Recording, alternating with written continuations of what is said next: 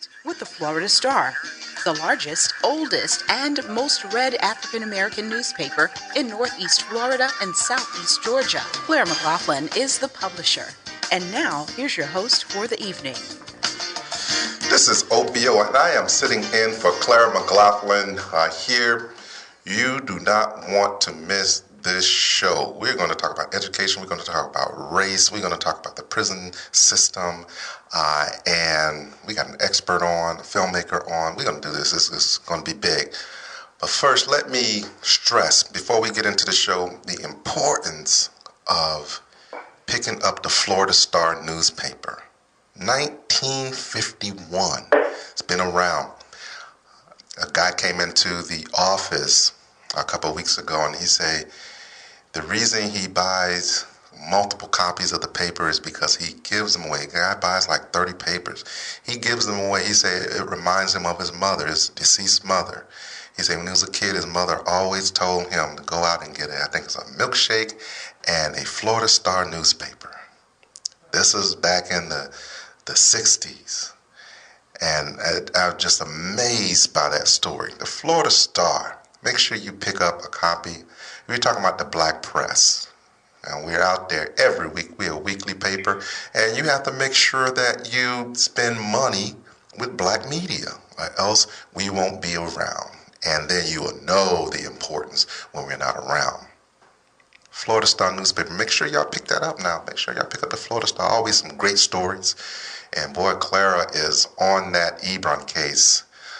She's been going to the courtrooms, and I mean, that's a big story. And we're still on that. And if you pick up the copy, we got the Moxie girl in there, the little girl that won with the one spark, and we got a nice picture and spread of that. Talk about the playground, the Eureka Garden, that Mona Lisa was helping the pastor there raise money. I mean, there's some really, really good stories in that paper. All right. Those of you who know me know that I teach as a professor. I teach criminology. And this semester I'm teaching a class called Race and Crime. Well, in this class, we ran into what was called the lease system. It's a prison lease system. And it was around here in Rayford where they were working people to death. They were working people to death. And that is the forerunner, and the chain gangs, those are the forerunner of today's private prison system. And those of you know there's a documentary and a news story that went out, talk about these two judges that were selling children to the private prisons. They were giving thousands of kids these sentences and long sentences, and they were getting kickbacks from people who owned the private prison. And they, two of them went to prison, one 28 years. One lady say that her son lost his life as a result of just going there when he did not even have to go there.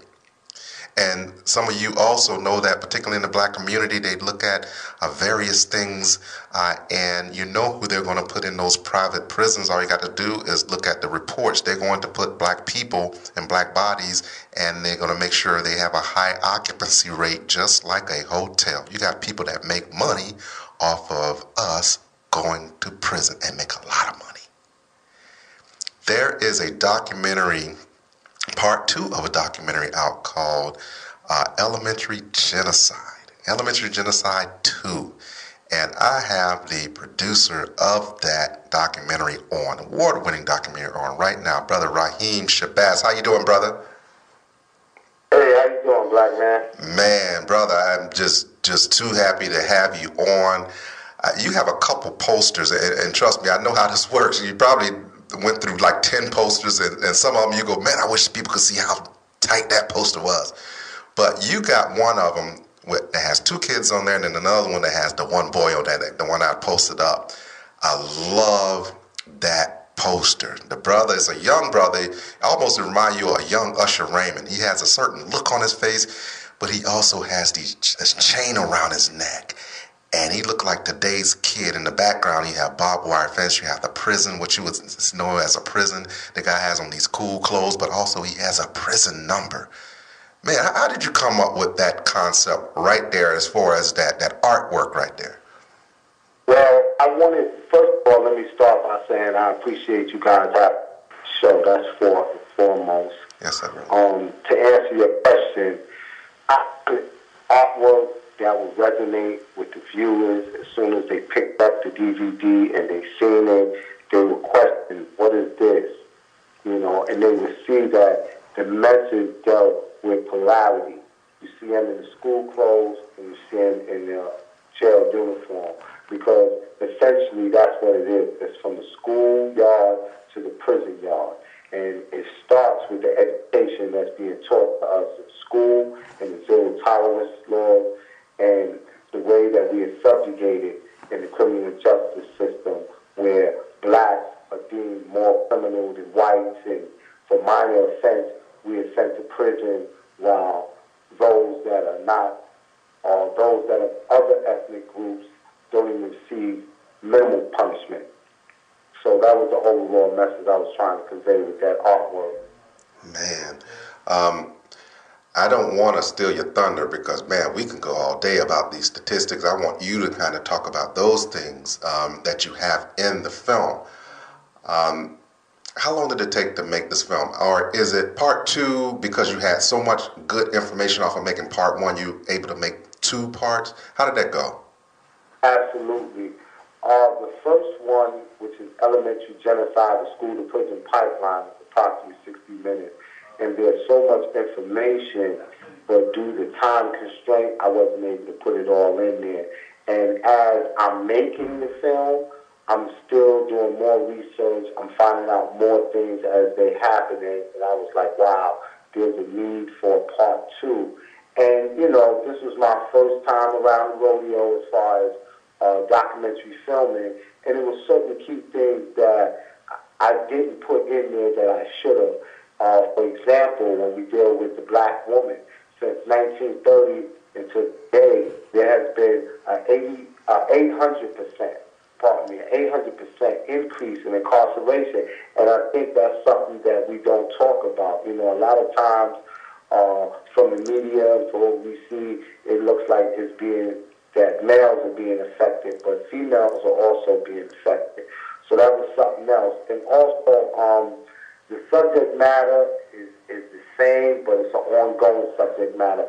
And I think for us to really understand the situation, we had to go back to the beginning of where it all started. And it started with the Brown versus Board of Education, which a lot of people hailed as the landmark ruling and the watershed for African Americans. So I asked the proverbial question, did it do more harm than good? Mm-hmm. And I think I have a perfect lineup of individuals who are community activists, doctors, you know, social scientists, and just regular folks that are on the speaking circuit that answer those questions. There's a documentary I just heard. They were talking about integration. We were talking about St. Augustine and how really violently racist that place was, civil rights movement. And this is really what you're talking about. You're talking about Brown v. Board of Education happened. Then right around that same time, you had Martin Luther King begin to go up, the civil rights movement go up. And then people had this thing in their mind about law and order. And this is where a lot of things changed and where the prison became the way to now deal with this new awakened black person. But also, it took Ronald Reagan to really skyrocket the prison system once he got in. Ronald Reagan, man, you want to talk about a person that's done some really, really harm to this country? Ronald Reagan. Now, yes, Ronald Reagan with Reaganomics mm-hmm. and the war on drugs. That was the epitome of what the mass incarceration was going to become. Mm-hmm. And it started with the laws, and, you know, they call it war on drugs, but it actually was a war on black people. That's right. And a lot of the rights that the civil rights had fought for, they was being rolled back during that time. And since then, things haven't got better, they got worse. Right, and people, they almost kind of know that when we began talking about going to prison in the drug war that I'm going to say something bad about Bill Clinton. People just expect that out of me, so I'm just going to leave Bill Clinton alone, okay? But I want to talk about Malcolm X, because Malcolm X, he's right on what you got going on, what you have in your hands with this documentary. He said, well, if you don't know who you are, and we don't know who we are. And he talked about people getting a poor class education, and as a result of that, getting a poor job, and as a result of that, going into living in a poor neighborhood where they will get, again, poor education. I tell you what, we're about to go to a break, and when we come back, man, we got Brother Rahiem Shabazz on here. Documentary film, we're talking about Elementary Genocide 2. Y'all stay around. The Florida Star. Do you know which media carries local, state, national, and international news regarding African Americans? The Florida Star. Do you know the only media that carries a special section for our youth at home and the schedule for 3 black television networks? Now you know the Florida Star. Northeast Florida's largest, oldest, and most read African American newspaper, serving since 1951 in more than 200 locations. The Florida Star. News you can use, news you can trust. The people's choice, striving to make a difference. Subscribe today. Call 766-8834. That's 766-8834. Pick up the Florida Star at over 200 locations, or to have it delivered, call 766-8834. The Florida Star, speaking truth to power.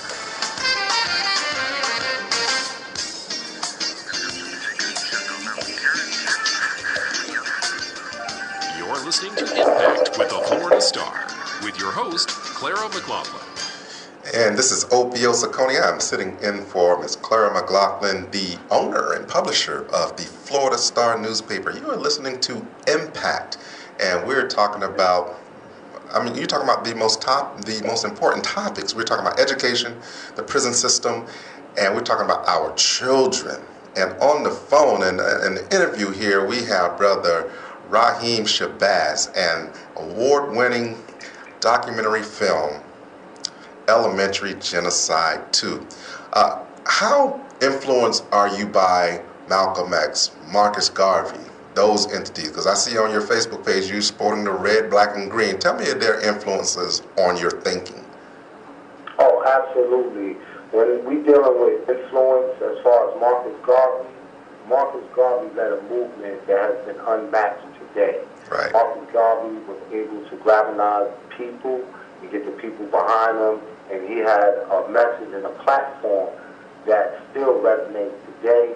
And when we deal with Malcolm X, he was a person that had dropped out of school and was able to self-educate himself and debate and win against Harvard lawyers and graduates.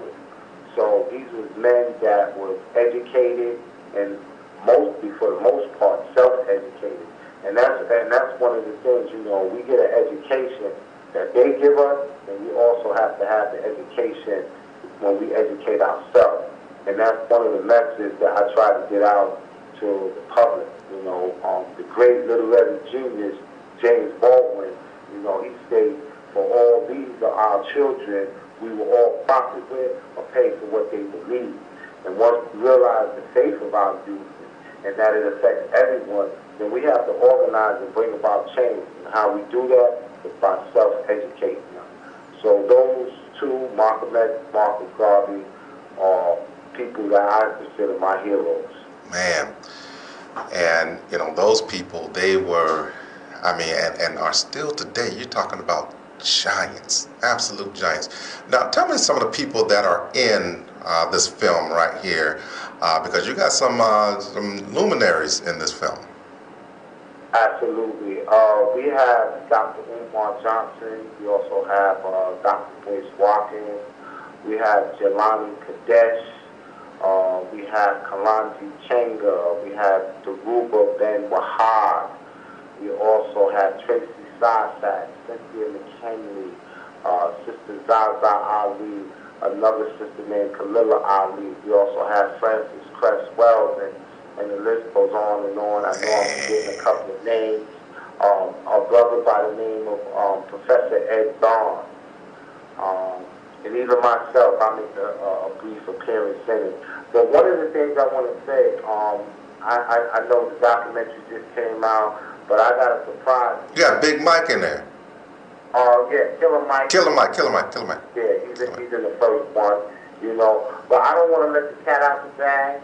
For those that are in Jacksonville, Florida, this Friday at 6 p.m., you can actually view the documentary Elementary Genocide 2 at Masjid Al Salon. And that's at 1625 Pearl Street. Oh man, you know our good brother over there. Yes sir. Right over there on Pearl Street. Now, what time is that again? That's at 6 p.m. Friday. We haven't even filmed it in Atlanta yet, so y'all getting it first. Man, yeah, you got our brother Umar over there. Yes sir. Imam Umar over there. Oh yes sir. Pearl Street. Y'all know the Pearl Street Mosque over there.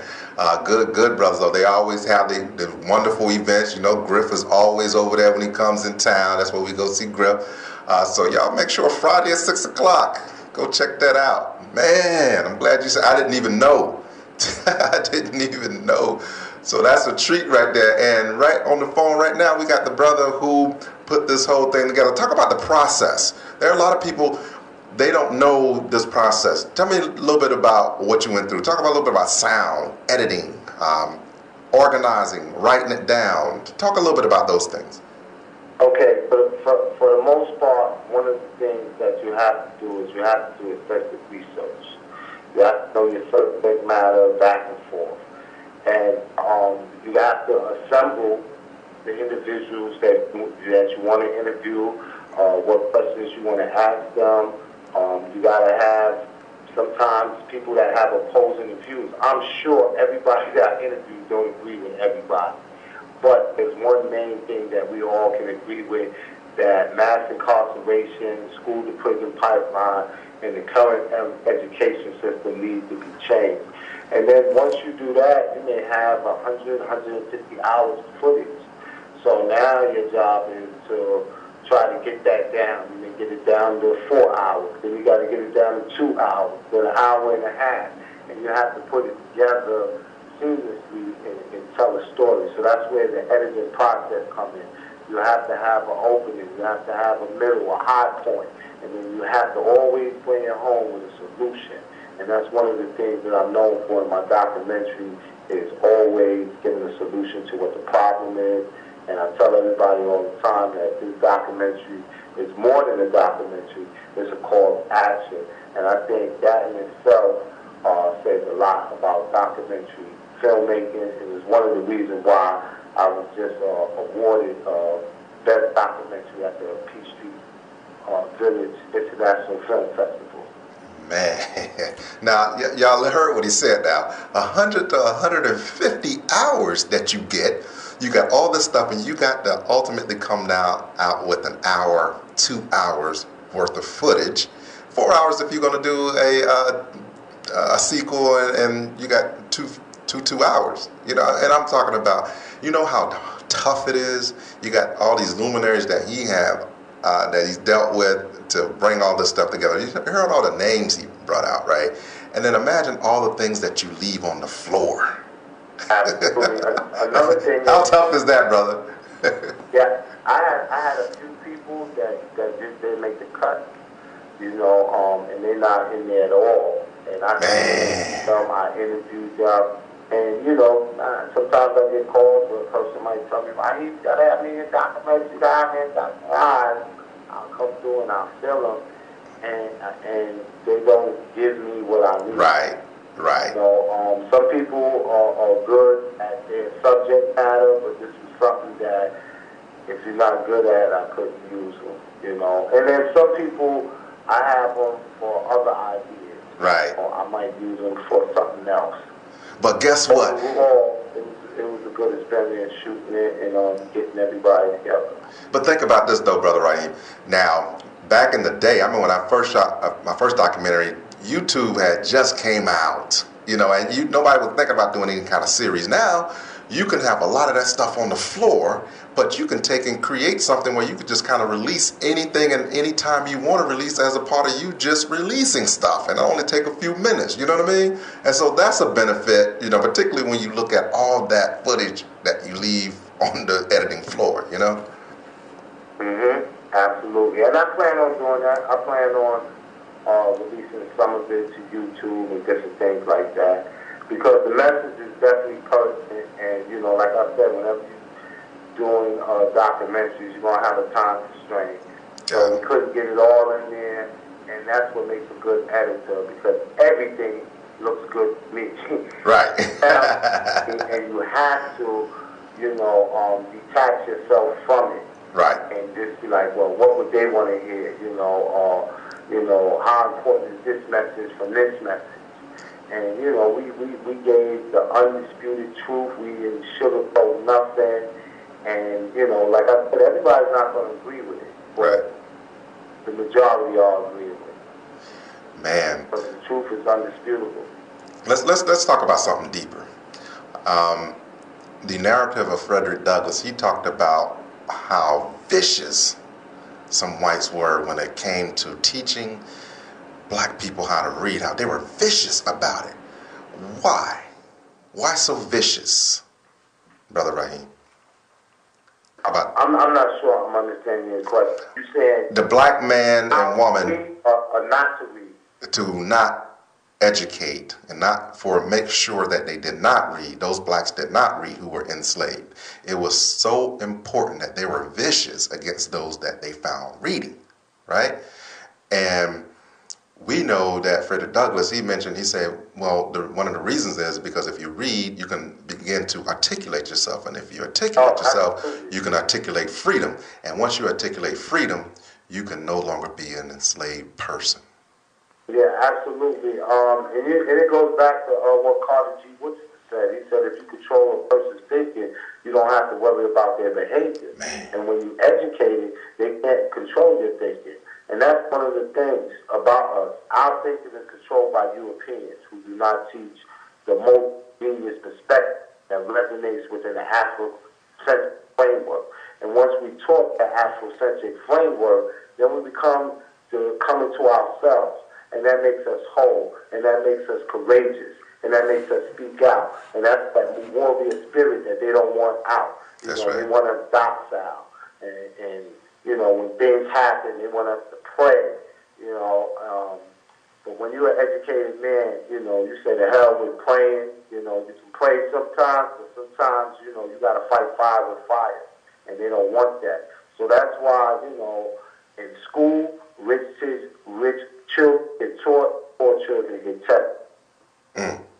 Now, your subline here from Elementary Genocide 2 is the Board of Education versus the Board of Incarceration. Talk about that. The Board of Education is essentially in cahoots with the prison system. And, you know, I put versus because you're looking at the parallels. And when you go into the school system, the first thing that happens before the 8 o'clock bell rings is you see a resource officer. They have you go through a metal detector. You have to walk in a straight line to class. This is the same thing that happens in the prison. Even when you go visit a prisoner in a prison, the first thing you see is a correction officer, and then you see a metal detector. So what the school system does is prepare you and controls you in order so that you can operate and function in that prison system where eventually you're going to end up. If you're not reading on grade level, which is the 3rd or 4th grade, they're able to track and determine how many prisons they need to build in the next 10 to 15 years. But statistically, 75% of those who do not read is going to end up in jail. So that's why reading is fundamental, and they do not want us to read because with reading is empowering us. Man. And brother, if they want to find out more about, is there a website? Is there somewhere else they can go to find out more about your documentary? Absolutely. You can go to elementarygenocide.com.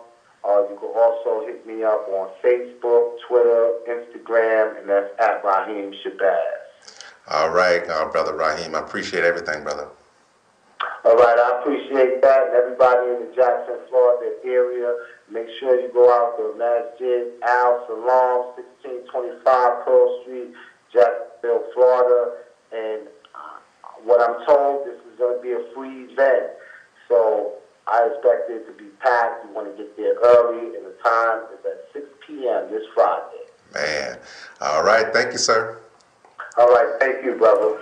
Man, look how important that is. We're talking about something that so many of you who are listening to this are experiencing right now. You wonder why your kid keep getting in trouble, in these schools. Well, they got private schools that there are kids that are worse than your kid. You name how bad your kid is. There are kids that are worse than that, but they figure out creative ways to make sure that child can still get the education while they're being bad. It's just how private schools are. And particularly when they have certain types of programs that's going to fit what your child is. There are various institutions that are private that are like that these days, and so it's so important for us to make sure that the public school system is being more creative and thinking outside the box and getting the job done, right?